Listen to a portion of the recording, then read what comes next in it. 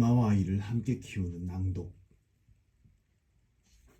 어머니가 나를 가졌을 때 유독 입덧이 심해 고기류는 거의 먹지 못했으며 토마토를 많이 먹었다고 했다. 반면에 남동생을 가졌을 때는 평소에 즐기지 않던 돼지갈비가 그렇게 먹고 싶다고 말했다. 이런 이야기를 들으면 어머니가 아기를 가진 것임에도 뱃속의 아기가 다시 어머니에게 영향을 주는 것은 아닐까 생각이 되기도 한다. 아마 어머니와 뱃속의 아기의 관계는 신이 아닌 이상 정확하게 알 수는 없지만 그들이 탯줄로 이어져 있고 서로 영향을 주고 받으리라는 것을 짐작할 수 있다. 뱃속의 아기들이 어머니의 이야기를 모두 알아듣는 것은 당연히 아닐 것이다. 그렇지만 이야기를 전하는 어머니의 목소리에 기쁨이 있는지 슬픔이 있는지 또는 사랑이 있는지는 느낄 수 있다. 어머니의 감정을 이해하는 것이다. 그래서 더욱 태교가 중요하다. 어찌 보면 태교의 반은 어머니를 위한 것일지도 모른다. 아이를 가르치는 것보다 먼저 어머니가 어머니 자신의 감정을 알고 다스릴 줄 알아야 하기 때문이다. 무조건 슬프지 말고 기쁘기만 하라는 것이 아니다. 기쁠 때는 기쁨을 느끼고 슬플 때는 슬픔을 느끼되 한쪽으로 치우쳐 평온함을 잃어버리면 안 된다. 어머니가 자신의 감정을 깨닫지 못하고 혼란스러운데 과연 뱃속의 아기가 편안하겠는가? 다양한 감정을 느끼며 그것을 제대로 이해하고 배출하도록 도와주는 것이 바로 독서다. 다양한 독서를 하면서 지식을 쌓는 것뿐만 아니라 나 자신을 이해하는 시간을 가질 수 있다. 이런 독서를 소리내어 읽으면서 해본다면 뱃속의 아이에게도 영향을 끼친다. 엄마가 자신을 성장시키는 동시에 아이를 교육시킬 수 있는 방법이 바로 낭독 독서이다. 신체 어느 기관보다 가장 먼저 발달하는 귀, 뇌와 신경체계와 언어 발달에 가장 민감한 영향을 주는 듣기, 그리고 아이들에게 직접적인 영향을 미치는 엄마의 목소리, 복잡하고도 정교한 태교를 하기 위해 위의 세 가지를 잘 활용하는 중요한 열쇠가 바로 소리내어 읽는 것이다. 아이를 위해 가장 좋은 것을 해주고 싶다면 엄마의 목소리로 좋은 책을 읽어주면 된다. 무럭무럭 자라는 뱃속의 아기에게 소중한 하루는 지나가면 다시 오지 않는다. 잊지 말자. 매일 읽어준 책은 그날 아이의 소리 양분이 된다. 아기를 위해 책을 읽어주는 것만큼 더 오래 지속되었고 중요한 태교법은 없다. 두 번째, 낭독은 공부법. 인문학은 황금 두뇌를 만드는 진짜 공부. 하버드 대학교 졸업장보다 소중한 것은 독서하는 습관이다 라는 말을 한 빌 게이츠에게 누군가가 물었다. 만약 초능력이 주어진다면 어떤 초능력을 갖고 싶은가? 그러자 빌 게이츠는 책을 더 빨리 읽는 능력이 갖고 싶다고 말했다. 그토록 어마어마한 부를 가지고 죽을 때까지 놀면서 살아도 될 것처럼 보이는 빌 게이츠는 왜 책을 더 빨리 읽는 능력을 갖고 싶었을까?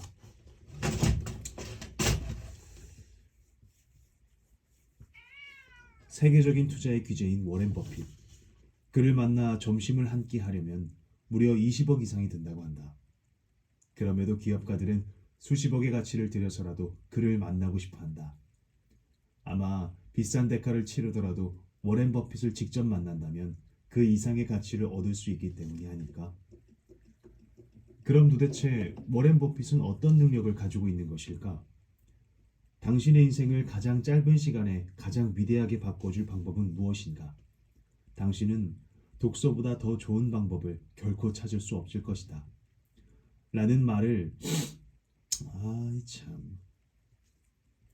당신의 인생을 가장 짧은 시간에 가장 위대하게 바꿔줄 방법은 무엇인가? 당신은 독서보다 더 좋은 방법을 결코 찾을 수 없을 것이다 라는 그의 말을 참고하면 빌 게이츠도 워렌 버핏도 독서의 중요성을 강조하고 있다는 것을 알 수 있다. 왜 빌 게이츠는 더 빨리 읽는 능력을 바라고 왜 워렌 버핏은 독서가 인생을 변화시킨다고 믿는 것일까?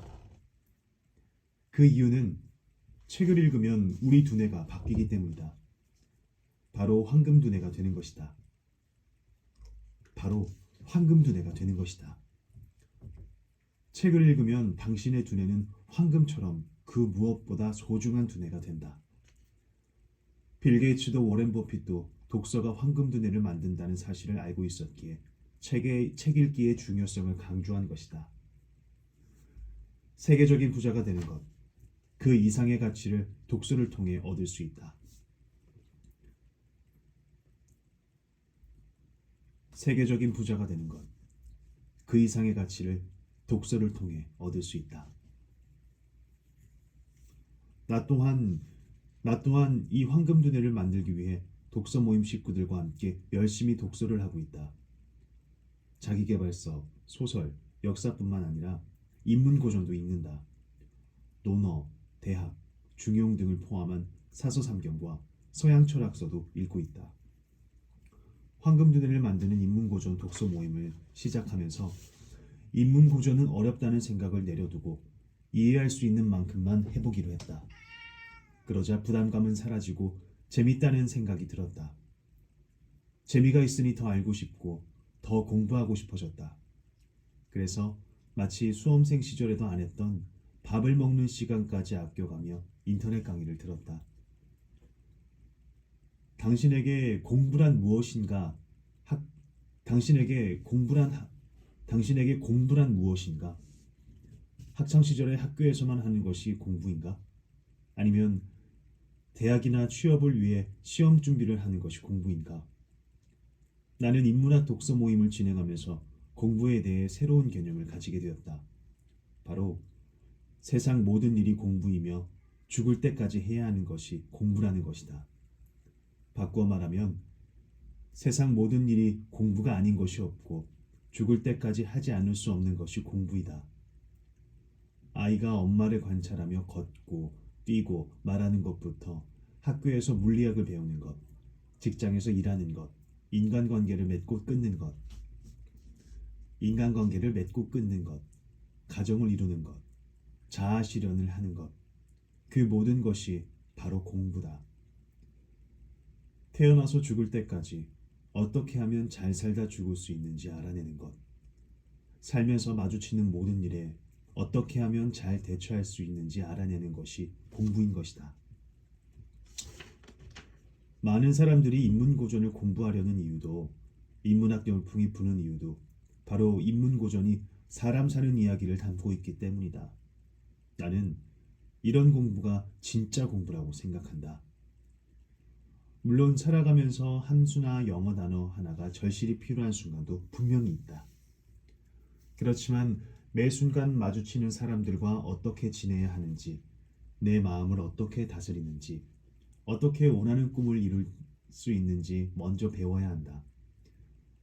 인문고전을 읽으면 선조들이 어떻게 살았는지 돌아보면서 우리는 어떻게 살아야 하는지 알 수 있다. 그래서 인문고전이 진짜 공부인 것이다.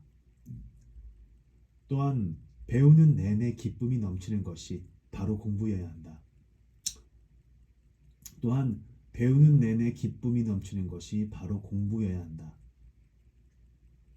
태어나서 죽을 때까지 원하지 않는 삶을 위해 원하지 않는 공부만 한다는 것은 얼마나 끔찍한 일인가.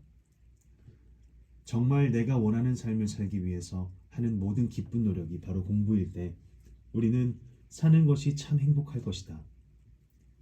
신이 나서 더 배우고 싶은 마음이 들 것이다. 이런 교육이 살아있는 공부이며 아이들을 살리는 공부일 것이라고 확신한다. 인문고전을 공부하는 가장 좋은 방법은 낭독이다. 그럼 진짜 공부인 인문고전은 어떻게 읽는 것이 좋을까? 왠지 인문고전은 어렵고 재미가 없을 것이라는 생각에 항상 읽기를 미루었다. 마음을 다잡고 책을 읽어 나가더라도 도무지 무슨 내용인지 알 수가 없고 졸리기만 했다.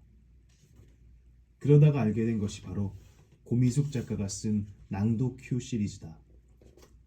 낭독 큐 시리즈는 다양한 인문 고전을 낭송하기 좋게 풀어 써둔 쉬운 책이다. 매번 읽으려다 실패했던 동의보감도 낭독으로 읽으니 쉽게 익혔다. 낭독을 하면 한 글자 한 글자에 집중하면서 일단 읽는 속도가 느려진다. 빨리 읽어내려야 한다거나 모두 이해해야 한다는 마음도 내려놓게 된다. 천천히 소리내어 읽고 그 소리를 귀로 듣고 몸으로 울림을 느끼는 동안 머리는 모든 지식 주머니를 다 뒤져본다. 아는 내용인지 모르는 내용인지 어디서 한번 들어본 내용인지 어느 것과 연관이 있는 것인지 생각한다. 바로 이런 과정이 음미하는 것이다. 낭독을 하면 인문 고전을 천천히 음미할 수 있다. 책 읽기는 선약을 구울 때 처음에 뜨거운 불로 굽다가 점점 약한 불로 굽듯이 한다. 또한 죽을 끓일 때처럼 뜨거운 불로 끓이다가 나중에 약한 불로 뜸을 들이듯이 한다. 책을 읽는 것은 처음에는 부지런히 힘을 쏟아 자세히 궁구하되 나중에는 천천히 음미하고 반복해서 완상해야 할 것이니 이렇게 하면 도리가 스스로 드러난다. 또한 많이 읽기를 탐하고 빨리 읽고자 해서는 안 되며 푹 읽기 기다려야 한다. 공부는 푹 읽는 데서 나오는 것이다. 주자 박희병 편역 선인들의 공부법 8죄. 공자의 얘기를 새로 편집하여 대학, 중용을 널리 퍼뜨린 주자는 사실 사서삼경이라는 말을 만들어낸 사람이다. 주자가 살았던 중국 송나라 때까지 유생들이 공부한 것은 논어, 맹자, 춘추, 역경, 예기 이렇게 5경이었다.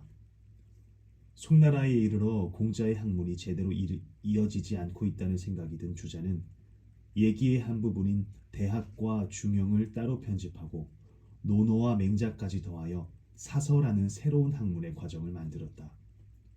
이런 주자의 학문을 따르는 것이 주자학이다. 주자학의 창시자이자 사서삼경의 사서를 재편집한 주자가 인문학을 공부하던 방식이 바로 낭독이다. 마치 죽을 끓일 때처럼 천천히 음미하고 반복하여 완성하면 도리가 스스로 드러난다고 한다. 많이 읽거나 빨리 읽는 것보다 천천히 음미하는 것이 바로 독서하는 방법이고 이렇게 푹 익은 데서 나오는 것이 바로 공부인 것이다. 낭독을 하면 도리가 스스로 드러난다고 하니 인문학하기에 딱 좋은 독서법이 아닐까? 낭독은 가장 좋은 기억법. 1. 2, 1은 2, 2, 2는 4, 3은 6, 2, 3은 6으로 시작하는 구구단을 외지 못하는 초등학생은 거의 없다. 초등학교를 졸업하고 10년, 20년이 흘러도 초등학생 때 외고 다녔던 구구단은 쉽게 잊지 못할 것이다. 그 이유는 우리가 구구단을 암송으로 공부했기 때문이다. 초등학교를 다니던 시절 수업 시간에 교탁 앞에 서서 구구단을 암송했던 날이 기억난다. 한창 구구단을 외던 시기라 어머니께서 구구단이 쓰여 있는 필통을 사주셨다. 친구들 앞에서 암송을 하려니 긴장이 되었던지 쥐고 있던 필통이 자꾸 손에서 미끄러졌다. 그날 우리 반의 모든 아이들이 번호대로 교실 앞에 나와 구구단을 암송했다. 완벽하게 암송할 때까지 구구단 테스트는 계속되었다. 낭독은 단순히 인문 고전을 공부하는 데만 좋을 뿐만 아니라 수험생에게도 좋은 공부법이다. 눈으로만 읽는 것보다 소리내어 읽고 그것을 귀로 듣는 활동을 추가하면 더 기억에 오래 남기 때문이다. 캐나다 워털루 대학의 연구팀은 97명의 참가자를 대상으로 글로 적힌 정보를 학습하는 데 가장 좋은 방법을 연구한 결과 낭독이 정보를 잘 기억하는 방법임을 밝혀냈다.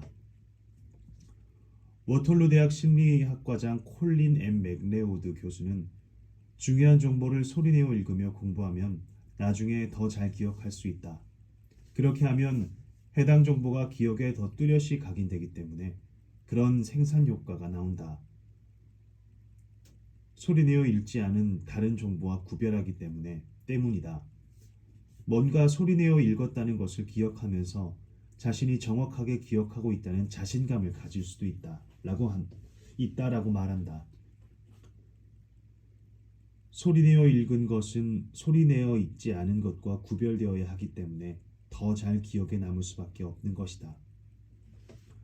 바로 이것이 낭독이 묵독보다 훨씬 더 기억에 잘 남는 이유다.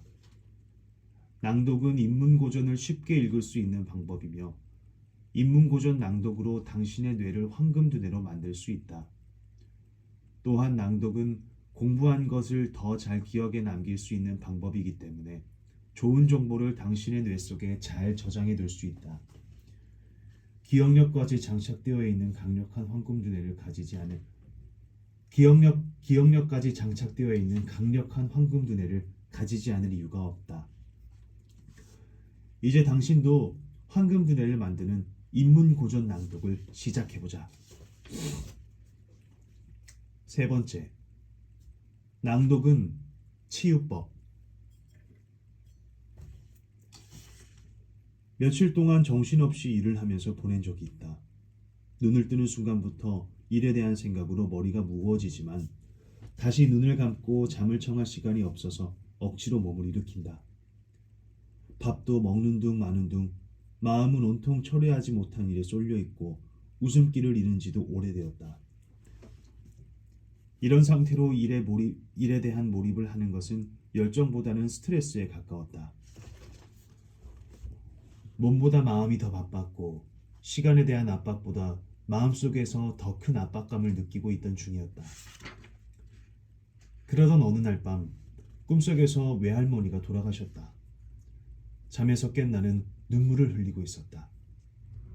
요즘 할머니께 연락을 통 못 드렸는데 혹시 어디가 편찮으시진 않을까 걱정이 되기 시작했다.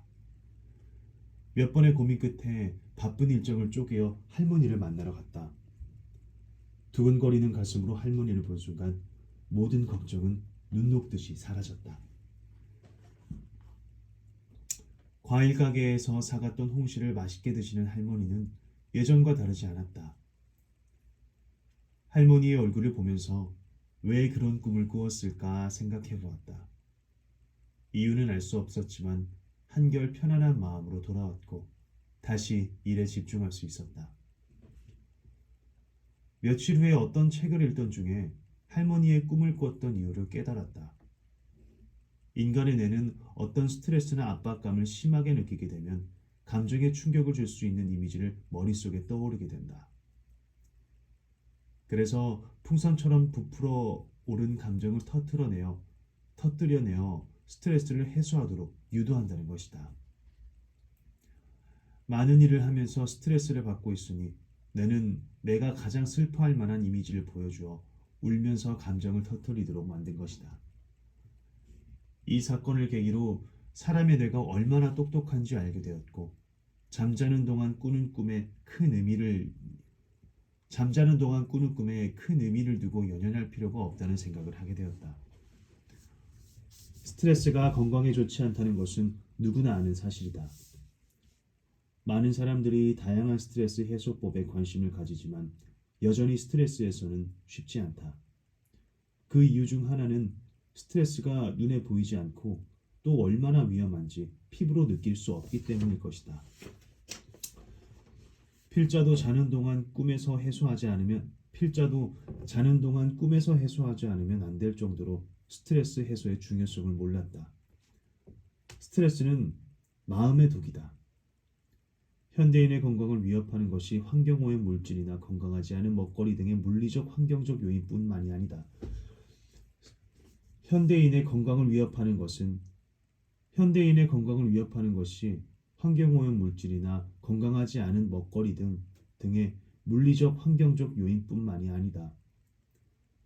적절하게 해소되지 못하는 감정들이 우리의 몸과 영혼을 서서히 병들게 하는 마음의 독이 되어 적절하게 해소되지 못하는 감정들이 우리의 몸과 영혼을 서서히 병들게 하는 마음의 독이 되어 만성질환의 악화에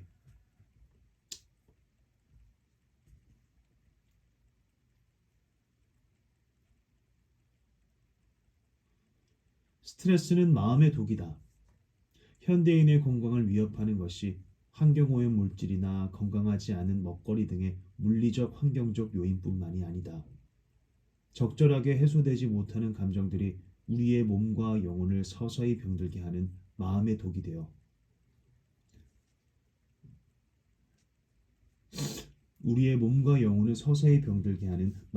되어 만성질환의 악화에 기여할 수 있다. 실제로 사람이 부정적인 감정을 느낄 때 면역력이 약화된다는 연구 결과도 많다. 면역력.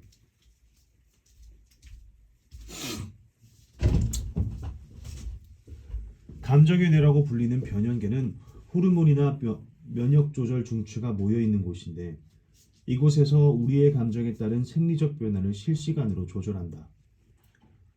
우리가 스트레스나 불안, 분노 등 부정적인 감정을 겪는 동안 변연계에서 스트레스 호르몬과 염증 유발 면역 물질이 지속적으로 분비된다. 이로 인해 암세포나 병원군에 대항하는 면역력이 억제되어 암세포가 더 잘 퍼져나갈 수 있는 상황으로 진행된다는 것이다. 몸과 영혼을 병들게 만들 수 있는 스트레스를 우리는 얼마나 잘 관리하고 있을까? 스트레스를 해소하는 낭독 독서. 스트레스를 해소하는 좋은 방법 중에 하나는 바로 명상이다. 명상은 조용한 곳에서 호흡을 가다듬고 자신의 몸과 마음을 관찰하는 것이다. 미국 위스콘신 대학 연구팀의 자료에 따르면 오랫동안 명상을 해온 티베트 승려들은 긍정적인 정서를 담당하는 좌측 전전두엽이 활성화되고 그에 비례하여 면역 기능도 증강되었다. 명상을 통해 뇌가 더 건강해지고 면역력도 높아지게 되는 것이다. 명상을 하면 스트레스가 줄어들고 심리가 치유되면서 마음의 고통으로부터 해방되는 효과를 경험할 수 있다고 한다. 휴식을 취할 때처럼 마음과 몸이 편안해짐으로써 긴장이 이완되어 습관적으로 생겨나는 불안과 공포, 분노 등을 객관적으로 관찰하게 되고 이러한 관찰 상황에서 부정적인 감정들이 약화된다. 또한 명상을 하면 각성과 수면 사이에 세타파라는 의식 상태를 경험할 수 있는데 이때 깊은 개인적 통찰을 경험하기도 하고 창의적인 생각이나 문제 해결 능력이 솟아오른다고 한다. 낭독이 바로 이런 낭독이 바로 이런 낭독이 바로 이런 명상과 같은 효과를 준다. 낭독을 하면 우리의 몸과 마음이 차분해지면서 마치 명상할 때와 같이 뇌파가 안정된다. 일과 사람에게 시달리면서 하루를 보낸 어느 날 조용한 방 가운데 혼자 앉아서 책을 손에 들고 낭독하기 시작했다. 어떤 책이었는지 정확히 기억나지 않지만 여기저기서 기운을 뺀 나를 위로해주는 듯한 글이 쓰여 있었다. 분명히 내 손으로 책을 들고 내 목소리로 읽으며 내 귀로 듣고 있는데 마치 누군가 나의 등을 따뜻하게 쓸어내리는 기분이 들었다. 몸이 따뜻해졌고 반대로 지끈거리던 머리는 시원해졌다. 그저 몇 분간 책을 소리내어 읽었을 뿐인데 몸과 마음의 상태는 이전과 달라져 있었다. 나의 막내 고모부는 사업을 하면서 시간이 생기면 틈틈이 독서를 하신다. 하루 종일 바쁘게 일하다가 집에 왔는데 쉬지 않고 독서를 하는 이유를 물어보니 독서를 하면 오히려 머리가 더 개운하고 시원해지는 기분이 든다고 말씀하셨다. 실제로 스트레스를 해소시킬 수 있는 가장 좋은 방법은 독서라는 통계도 있다. 링컨 대통령은 독서를 하면 잊히지 않는 슬픔은 없다고도 말했다. 링컨 대통령은 독서를 하면 잊히지 않을 슬픔은 없다고도 말했다. 독서를 하면 잊히지 않을 슬픔은 없다. 학창 시절 나에게 독서는 도깨비의 문과 같은 것이었다.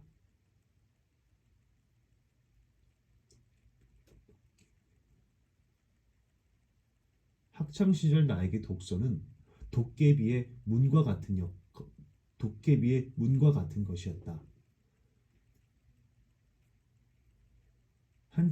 나에게는 도깨비의 문과 같은 것이었다. 한창 유행했던 드라마 도깨비에서 주인공인 도깨비는 문만 있으면 다른 세계로 갈 수 있는 능력이 있었다. 문만 있으면 그 문을 열고 어디든 새로운 곳으로 갈 수 있다. 도서관에서 캐나다의 한 골목으로 나가기도 하고 방문을 열고 하얗게 펼쳐진 메밀꽃밭을 나가기도 했다. 꽃밭으로 나가기도 한다. 나에게 독서가 바로 이런 도깨비 문이었다. 어디서든 책만 펼치면 새로운 곳으로 갈 수 있었다. 학교든 학원이든 길거리든 상관없이 책만 있으면 현실을 벗어날 수 있었다.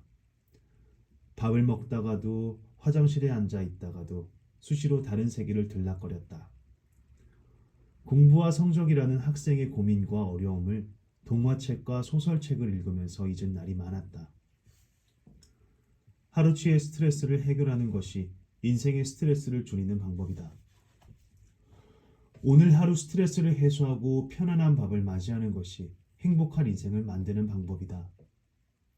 인생은 결국 오늘 하루들의 모음집이기 때문이다. TV 앞에서 멍하게 보낸 밤과 낭독으로 마무리한 밤의 다음 날은 회복력 자체가 다르다. 그 차이가 궁금하다면 오늘 저녁 당장 시도해보자. 북미 인디언인 다가라족은 아이들과 노인들의 유대 관계를 깊게 하기 위해서 다양한 연례 행사를 하는데 그 중 하나가 바로 등을 맞대는 것이다. 노인과 아이가 서로 등을 맞대고 앉아 척추뼈를 튀어나오게 하여 부빈다. 척추뼈를 튀어나오게 하여 부빈다. 다가라족에서 뼈는 기억을 의미하는데 그들은 뼈가 그들의 이야기를 실어 나른다고 믿는다. 그들은 뼈가 그들의 이야기를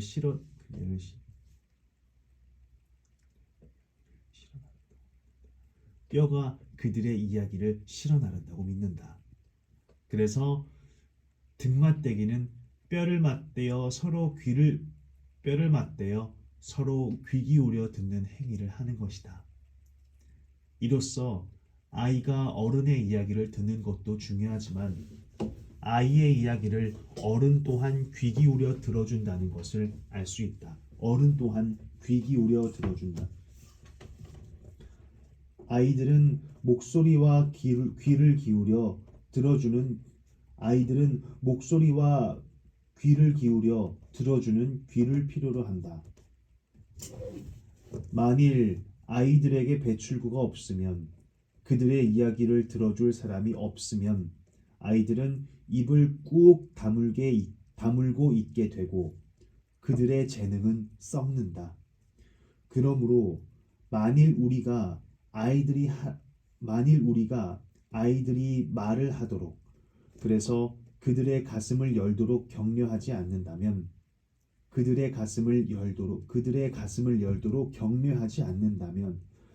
아이들은 자신의 목소리를 발산한 다른 방법을 배울 것이고 이 에너지는 그들을 파괴할 것이다. 아이들은 말함으로써 자유로워진다. 인내심을 갖고 그들의 말을 들어야 하며 그들의 말을 판단하지 않고 아이들이 부정적인 에너지를 털어버리도록, 그리하여 가슴과 영혼을 쓰레기로 채우지 않도록 격려해야 한다. 그렇게 하면 아이들은 훗날 감정의 폭탄이 그들을 날려버린 뒤에야 인생의 의미를 찾는 어리석음을 저지르지 않을 것이다. 대신 내면의 목소리를 찾게 될 것이다. 서정록, 잃어버린 지혜 듣기. 당신이 만약 입을 꾹 다물고 내면의 스트레스를, 쌓인 감정을 배출하지 않으면 가슴속이 썩어갈 것이다. 가슴과 영혼이 부정적인 에너지를 쌓아 훗날 감정의 폭탄이 당신을 날려버릴지도 모른다. 하지만 낭독을 하면 당신은 오롯이 당신에게 집중할 수 있다.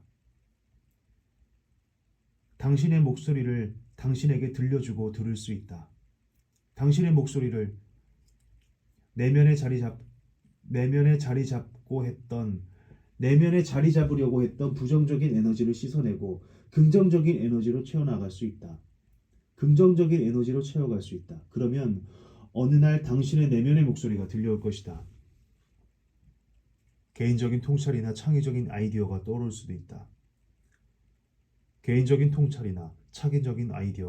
수도 있다. 낭독은 매일매일 새롭게 당신을 치유하는 독서법이다. 누구든 언제든 시도할 수 있는 자가치유법이다.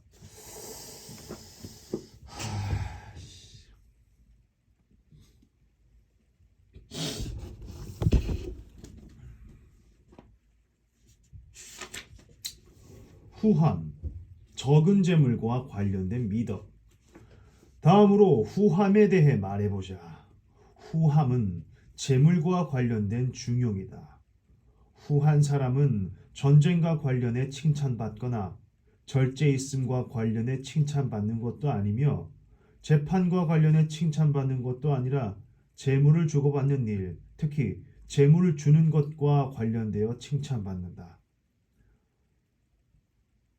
여기서 우리가 말하는 재물은 돈으로 그 가치를 측정할 수 있는 모든 것을 말한다.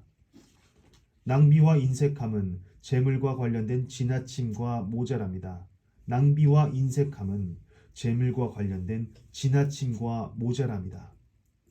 재물에 대해 적절한 수준 이상으로 신경 쓰고 집착하는 사람을 인색하다고 하지만 낭비라는 말은 종종 다른 의미로도 사용한다. 사람이 자제력이 없어 돈을 물쓰듯 쓰거나 무절제하게 돈을 쓰는 사람들에게도 낭비라는 말을 사용하기 때문이다. 그런 사람들은 여러 악덕을 함께 지녀 가장 나쁜 사람들로 인식된다. 하지만 그런 사람에게 낭비라는 말을 사용할 때 이는 고유한 의미에서 그렇게 쓰지 않는다.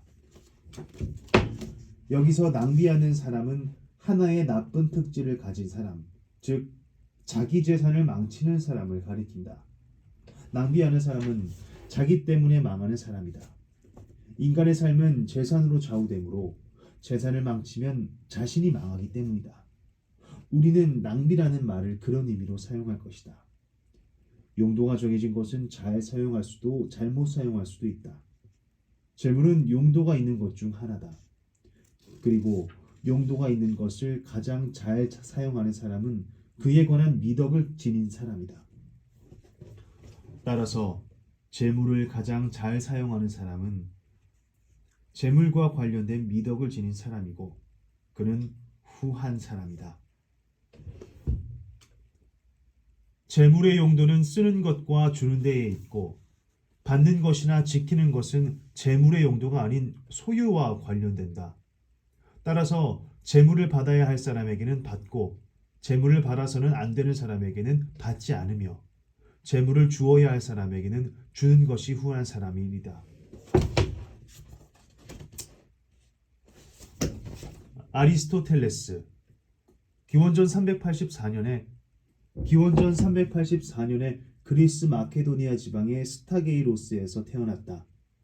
아버지 니코마코스는 왕의 주치의였으며 아리스토텔레스가 어릴 때 죽었다.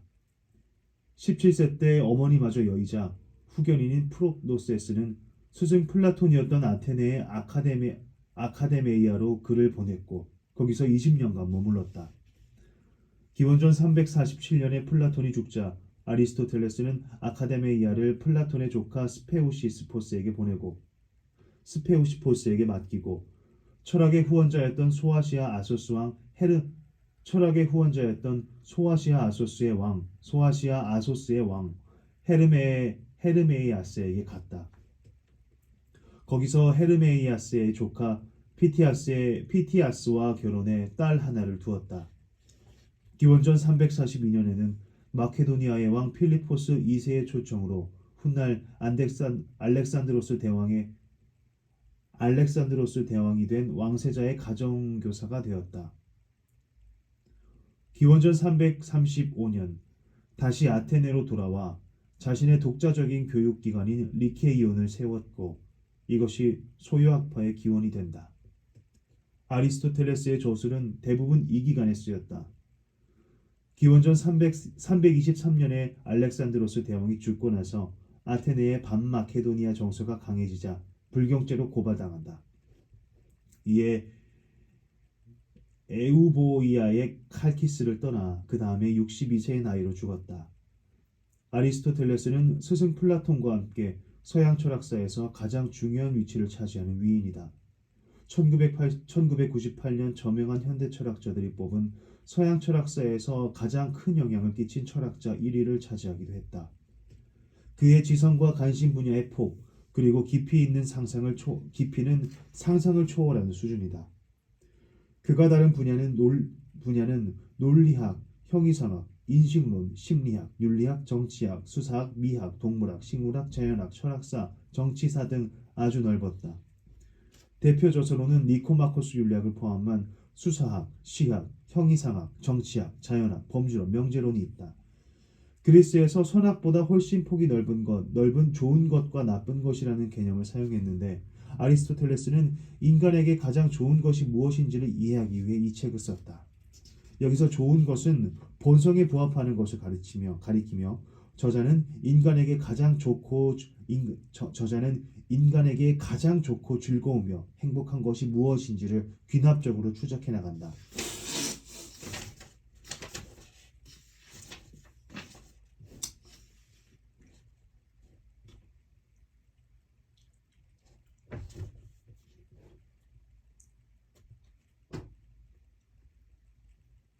그렇다면 어떤 행위를 강요에 따른 것이라고 봐야 하는가? 행위의 원인이 행위자 밖에 있고 행위자는 그 원인에 전에 진짜 못하겠네.